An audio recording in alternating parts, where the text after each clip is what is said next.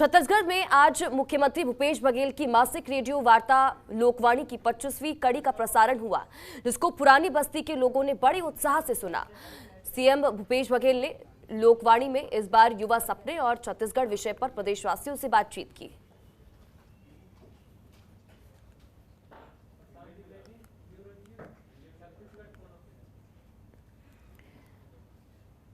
तो देखिए, तस्वीरें आप देख रहे हैं छत्तीसगढ़ में। आज आपको बता दें कि मुख्यमंत्री भूपेश बघेल की मासिक रेडियो वार्ता लोकवाणी की 25वीं कड़ी का प्रसारण हुआ।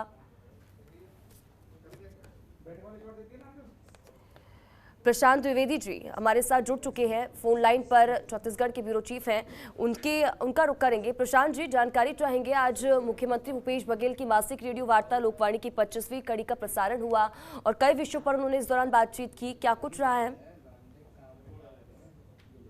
पर जो पिछले लंबे समय से कोरोना काल में जिस तरह से यहाँ पे छत्तीसगढ़ के अंदर आर्थिक हालात बने हैं, और अभी एक रिपोर्ट भी आया था कि छत्तीसगढ़ राज्य जो है देश के अंदर तीसरा सबसे कम बेरोजगारी दर वाला राज्य है। तो ऐसे में भूपेश बघेल की काफी खुशी की बात थी। और भूपेश बघेल ये अच्छे से जानते हैं कि छत्तीसगढ़ एक युवाओं का प्रदेश है, इसलिए उन्होंने युवाओं पर ही उन्होंने फोकस की। खासकर जिस तरह से पिछले कुछ सालों से यहाँ पे खेल को लेकर एक अलग से कमेटी बनाई गई थी, एक अलग से प्रोत्साहन की दिशा पे आगे बढ़ा गया। तो उस दिशा में आज भूपेश बघेल ने 25वीं जो कड़ी लोकवाणी का प्रोग्राम उस पे हुआ, उन्होंने सीधा युवाओं को अपने तरफ लुभाने की कोशिश की। यहाँ तक कि उन्होंने स्वामी विवेकानंद के आदर्शों और जिस तरह से छत्तीसगढ़ के एक नए आयाम स्टार्टअप की बात करें तो उस दिशा में भूपेश बघेल ने आज अपने लोकवाणी के माध्यम से युवाओं को संबोधित किया।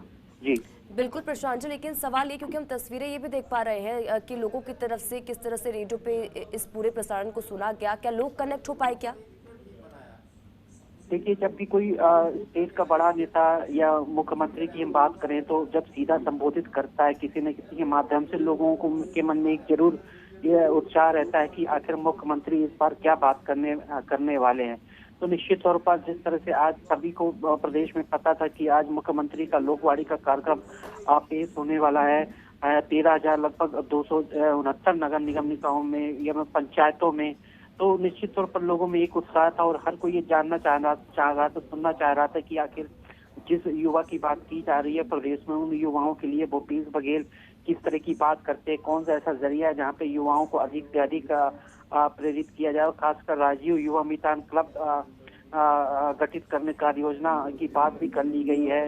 इस क्लब में लगभग 20 से लेकर 40 युवा शामिल होंगे। तो ये छोटी छोटी युवाओं की टोली बनाई जाएगी, गांव नगरीय निकाय क्षेत्रों में, पंचायती क्षेत्रों में, गांव ग्रामीण क्षेत्रों में, इस तरह से उनको रोजगार के लिए प्रोत्साहित किया जाएगा। तो ये एक अच्छी पहल होगी। ग्रामीण अर्थव्यवस्था और शहरी अर्थव्यवस्था जो एक बड़ा माध्यम होता है जीडीपी किसी स्टेट का बढ़ाने का, तो निश्चित तौर पर ये काफी अच्छी पहल होगी। जी बहुत बहुत शुक्रिया प्रशांत जी तमाम जानकारी के लिए और हमारे साथ जुड़ने के लिए।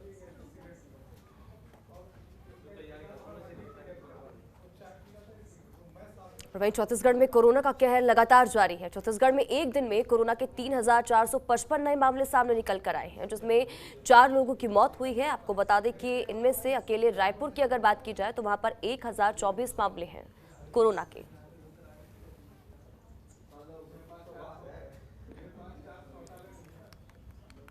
तो देखिए, छत्तीसगढ़ में भी लगातार कोरोना पैर पसार रहा है, लगातार मामले सामने निकल कर आ रहे हैं और देखिए चिंताएं वहां पर भी बढ़ चुकी है। छत्तीसगढ़ की अगर बात की जाए तो एक दिन में कोरोना के 3,455 मामले सामने निकल कर आए। हालांकि कुछ लोग ठीक भी हो चुके हैं, ठीक होकर अपने घर वापस लौट चुके हैं।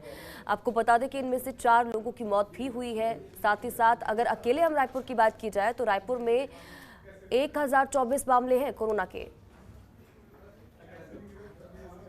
मनमोहन नेताम ज्यादा जानकारी के साथ हमारे संवाददाता इसी खबर पर हमारे साथ जुड़ चुके हैं। मनमोहन का रुख करेंगे। मनमोहन, जानकारी चाहेंगे, छत्तीसगढ़ में लगातार देखिए कोरोना का ग्राफ लगातार बढ़ता जा रहा है। अकेले अगर हम रायपुर की बात करें तो यहाँ पर 1,024 मामले हैं। कुछ लोग हालांकि ठीक होकर घर भी वापस लौट चुके हैं, लेकिन अभी वहां पर क्या स्थिति है, क्या कह रहे हैं डॉक्टर्स, साथ ही साथ ये भी क्योंकि उनकी राय भी लेना यहाँ पर जरूरी हो जाता है। मनमोहन,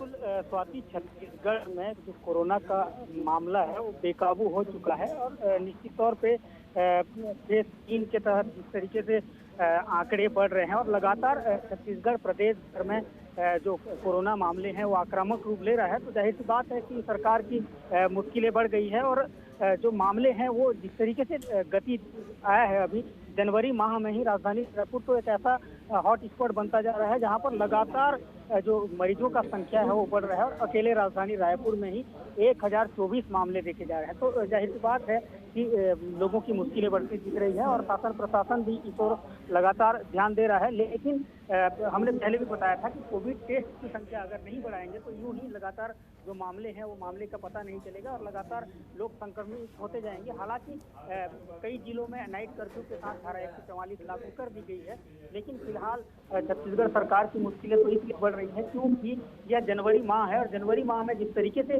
कोरोना का जो मामला है वो लगातार बढ़ रहा है, लगातार जो आंकड़े में वृद्धि हो रही है, तो कहीं ना कहीं सरकार की मुश्किलें बढ़ती जाएगी। बिल्कुल मनमोहन, और मनमोहन साथ ही साथ सवाल ये भी, क्योंकि कहा जा रहा है जिस तरह से कोरोना लगातार बढ़ रहा है, खासकर कि ओमिक्रॉन वेरिएंट अगर हम बात करें, क्योंकि लगातार ये कहा जा रहा है कि फरवरी में तीसरी लहर का पीक होने वाला है। जो अगर जब हम तीसरी लहर की जब बात करते हैं, क्योंकि पहले कहा जा रहा था कि अगर इस तरह से केसेस बढ़ते रहे तो जनवरी के आखिरी या फरवरी के स्टार्टिंग में तीसरी लहर होगी, लेकिन अब तो तीसरी लहर शुरू हो चुकी है। अगर हम पीक की बात करें तो वो कहा जा रहा है फरवरी में आएगी। अगर ऐसे में केसेस बढ़ते हैं तो वहां पर लोगों के लिए कितनी ज़्यादा मुश्किलें बढ़ जाएंगी, क्योंकि दूसरी तरफ लोग भी नहीं मान रहे हैं, सोशल डिस्टेंसिंग मेंटेन नहीं की जा रही है, अगर पाबंदियां लगाई भी जा रही हैं उसके बावजूद भी लोग खुलेआम इसी तरह से घूम रहे हैं। मनमोहन, बिल्कुल स्वाति, ये जो जनवरी का माह होता है, दिसंबर जनवरी फरवरी, इसी माह में ज्यादातर शादी ब्याह का भी कार्यक्रम होता है। लेकिन इस तरीके से अभी शासन प्रशासन ने लगातार निर्देश दे रहे हैं, लेकिन निर्देश का पालन नहीं हो रहा है क्योंकि राजधानी रायपुर में हालांकि अभी नाइट कर्फ्यू लगाई गई है, लेकिन अन्य जो जिले हैं, अन्य जिले के लोग राजधानी रायपुर पहुंच रहे हैं और अन्य जिले में भी लगातार कोरोना के मामले बढ़ रहे हैं। तो कहीं ना कहीं जिस तरीके से हम बस्तर की बात करें, सरगुजा की बात करें, तो बस्तर क्षेत्र के सुकमा तक जो कोरोना का मामला है वो पहुंचा है। तो ये जो पूरे मामले हैं ये कोरोना का, ये आगे चलकर बहुत बड़ी विकराल रूप ले सकती है, लेकिन शासन प्रशासन को इस ओर ध्यान देना चाहिए। और दूसरी बात तो यह है कि वर्तमान स्थिति में पूरे प्रदेश भर में कोरोना बेकाबू होता जा रहा है। राजधानी रायपुर में तो हालात इतना है कि राजधानी रायपुर हॉट स्पॉट बनता जा रहा है। तो जाहिर सी बात है कि पूरे प्रदेश में फरवरी मार्च अप्रैल में इसका विकराल रूप देखा जा सकता है। बिल्कुल, तो देखिए लगातार जो मामले लगातार बढ़ते जा रहे हैं और छत्तीसगढ़ में भी अब देखिए स्थिति भयावह होती हुई नजर आ रही है। फिलहाल बहुत बहुत शुक्रिया मनमोहन इन तमाम जानकारी के लिए और हमारे साथ जुड़ने के लिए।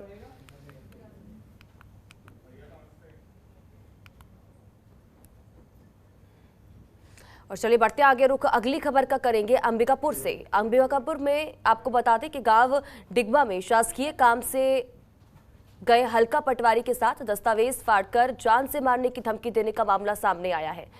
उसके बाद से ही पीड़ित पटवारी सहित पटवारी संघ ने गांधीनगर थाने में एफआईआर दर्ज कराई है और आरोपी को जल्द गिरफ्तार करने की मांग की है।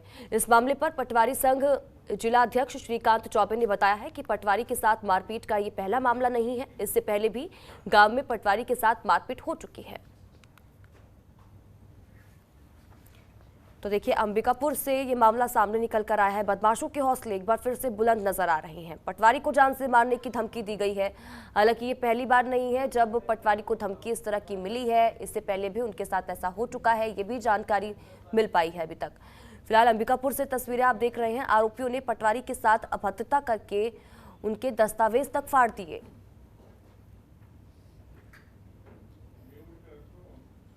पहले भी ऐसे मामले कई बार सामने आ चुके हैं, लेकिन उसके बावजूद भी देखिए बदमाशों के अंदर प्रशासन का कोई भी डर नजर नहीं आ रहा है, भय नजर नहीं आ रहा है। यही वजह है कि बार बार इस तरह के मामले सामने निकल कर आते रहते हैं। प्रमोद गुप्ता ज्यादा जानकारी के साथ हमारे संवाददाता जुड़ गए हैं। प्रमोद, सबसे पहले तो पूरा मामला जानना चाहेंगे और अभी क्या कुछ जानकारी अपडेट आपके पास इसको लेकर? दलालों के द्वारा वहाँ लगातार जमीन को बिक्री खरीदी की जा रही है, जिसकी जांच के लिए पटवारी और राजस्व विभाग की टीम वहाँ गई थी, जिन पर वहाँ के ग्रामीणों द्वारा हमला कर दिया गया, जिसकी शिकायत उन्होंने थाने में की और सभी पटवारी और राजस्व विभाग ने ये एसपी को आवेदन देके बोला है कि नियमतः जांच कर कार्रवाई की जाए। प्रमोद, लेकिन ये बातें तो हम पहले भी सुनते आए हैं ना कि जांच की जाएगी, बदमाशों को पकड़ लिया जाएगा। जब अगर कोई एक्शन पहले लिया जाता, सख्ती दिखाई जाती, तो शायद ऐसे मामले सामने निकल कर नहीं आते। क्या कह रहा है प्रशासन? प्रशासन जांच में लगी हुई, लगातार भूमि की अवैध खरीदी बिक्री के कारण इस तरह के मामले लगातार सामने आते जा रहे हैं। चलिए ठीक है प्रमोद, बहुत बहुत शुक्रिया इन तमाम जानकारी के लिए और हमारे साथ जुड़ने के लिए।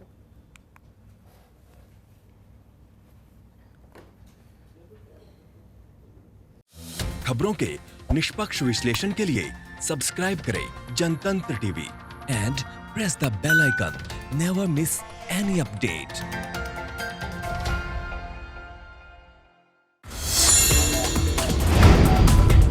Download the Janatantra TV app, available on Google Play and App Store. Download it now.